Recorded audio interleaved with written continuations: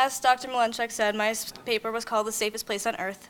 I chose to do a short work of fiction that evaluates the effect that media can have on crime, and I used the school shooting as the incident. I'm going to read you a short summary of the story. Bentley has always been the kind of small town where everyone knows everyone, and the biggest tragedy they ever faced was a week of heavy rain. When gunshots are heard inside the high school one September morning, the citizens are forced to endure a situation that rocks the simplicity of their everyday lives. The story follows three characters from different areas of the town as they are made aware of the situation and what their reactions are through the information they receive. The media plays a central role in how crime is presented to the public. These characters are faced with the question of whether the media makes them feel more connected or disconnected from the crime that has erupted in their quiet town. So as I mentioned, the story is told through the perspectives of three different characters. They are all in different areas of the town and are experiencing the crime differently. My first character is Alex Sanders, who is a high school student that gets trapped in the auditorium in the high school while the incident is happening. He's with his girlfriend, Miranda, and their only access to the events that are going on in the school is through whatever they're seeing on social media. I'm going to read an excerpt from Alex's perspective. At this point, the incident is already happening, and they are trying to figure out what exactly is going on. It had been silent for several minutes, eerily silent. Miranda scrolled through her phone, tapping open Instagram, Facebook, Twitter, every site you could think of. Several students from Bentley had taken to social media to post updates, quick messages that said things like, "Hearing gunshots, I don't know what to do," and "What the hell is going on?" Alex pulled out his own phone and saw a frantic text from Sam Gallagher that said, "Where are you?" from 12 minutes ago. Several messages were from his mom asking if he was okay. Notifications from Twitter and Facebook lined the top of his screen. "Look what Sam tweeted," Miranda said, thrusting her phone into Alex's hands. Alex took the phone and saw a video on Sam's Twitter. He pressed play and turned the volume up just a bit, just enough to hear the shots ring out and a loud bang on the classroom door like someone was kicking it. A cold wave washed through Alex's body. That was his stats class. He should have been there. "This was from 10 minutes ago," he said. His hand was shaking. "Has he posted anything anywhere since then?" "Not that I've seen," Miranda said. Her voice was oddly devoid of all emotion. Alex tilted the phone towards her, so the backlight washed over her face. She was staring down, eyes glazed over, like she'd fallen into a trance. While that's happening, I have Heather Riggins, who is a woman that has two daughters that are at the high school.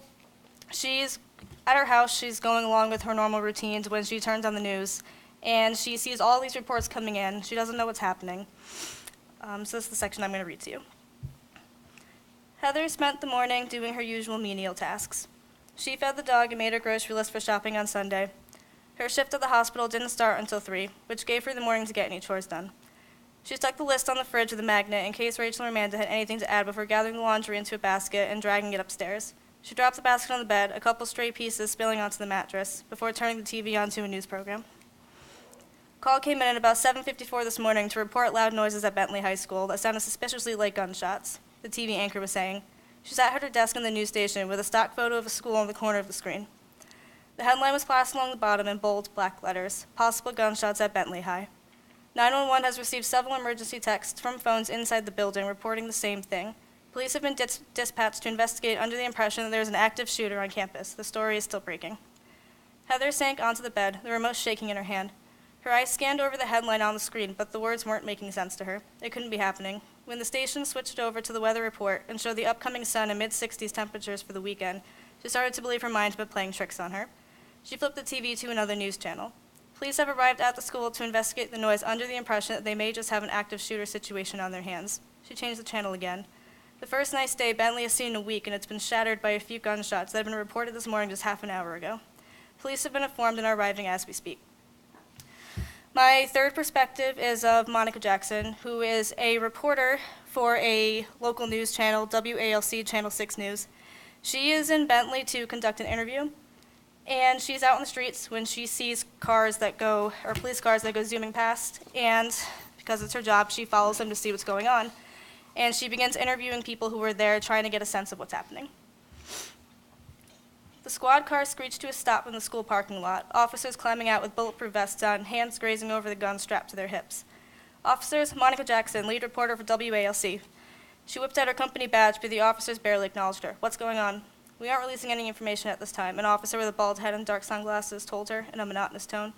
"Officer, please," Monica said, hitting record on her phone camera, the screen casted to the ground so the officer wouldn't notice. "The public has a right." A shot like a cannon struck the air. Monica felt the air rush from her lungs as two more sounded in a rapid succession, splitting the serene, small-town nature of Bentley. She pointed her phone in the direction of the school. Were those gunshots? Stay back, lady, the officer barked. We have a situation. Officer, were those gunshots? Monica repeated, a tremor sneaking into her voice. Yes, now please. The officer held up a hand and then sprinted towards the school with the rest of his colleagues. With shaking fingers, Monica flipped the screen on her phone and turned around so both her and the school were in the shot.